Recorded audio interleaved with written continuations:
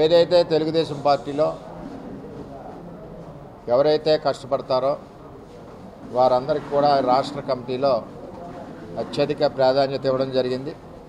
దాంతోపాటుగా ఇందులో కొంతమంది మండల స్థాయి ప్రెసిడెంట్లను కూడా ఇవ్వడం జరిగింది. ఇది ఒక పెద్ద శుభపరిణామం. ఇంకేదంటే లోకేష్ గారి నాయకత్వంలో పార్టీకి ఎవరైతే కష్టపడుతున్నారో కింది స్థాయి వాళ్ళు అవ్వచ్చు, పై స్థాయి వాళ్ళు అవ్వచ్చు, వారందరికీ అవకాశం కల్పించిన పార్టీ తెలుగుదేశం పార్టీ అని చెప్పి నేను తెలియజేస్తాను. ఈ పార్టీలో సేవ చేయడానికి నాకు ఈ అవకాశం కల్పించినందుకు చంద్రబాబు నాయుడు గారికి ధన్యవాదాలు తెలియజేస్తూ మరింత ఎక్కువగా కష్టపడుతూ పార్టీని ఇక్కడే కాకుండా జిల్లాలోనే బలీయంగా నిలబెడతాం. రాబోయే రోజుల్లో తెలుగుదేశం పార్టీ కంచుకోటగా కాకినాడ జిల్లా తయారవుతుందని చెప్పి నేను తెలియజేస్తా ఉన్నాను.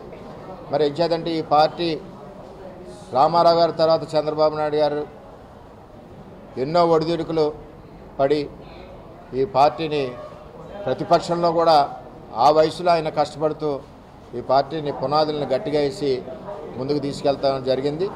ఆయనకు తోడుగా నారా లోకేష్ గారు కూడా మరి ఈరోజు పార్టీ డెవలప్మెంట్ గురించి ఎంతో కష్టపడి అటు కార్యకర్తల సంక్షేమ నిధి కావనండి, యువగలం పాదయాత్రతో నారా లోకేష్ గారు యువగలం పాదయాత్రతో ఈరోజు తెలుగుదేశం పార్టీ అధికారంలోకి రావడానికి ముఖ్య కారణం నారా లోకేష్ గారు చేపట్టిన 3000 కిలోమీటర్ల యువగలం పాదయాత్ర అని చెప్పి నేను తెలియజేస్తున్నాను.